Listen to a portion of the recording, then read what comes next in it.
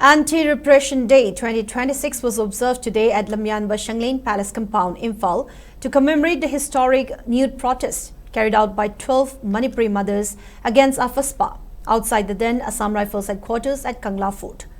The event was graced by retired IS officer Dr. R.K. Nimai, Observation Committee Chairperson Kangimbam Anandi, United Committee Manipur UCM President Y.K. Dhiren, United People's Front UPF Advisor Advocate Laishangbam Jadumani, and Human Rights Alert HRA Executive Director Bablul Uitongbam.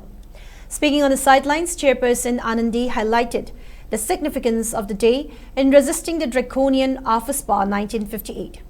Turning to the current state crisis, she criticized the government's inaction against perpetrators of violence and urged authorities to responsibly resolve the conflict. Anandi specifically demanded that the government protect civilian lives and property and work sincerely to update NRC for Manipur to identify illegal immigrants. She also emphasized that economic development and improvement are impossible until the ongoing crisis is resolved.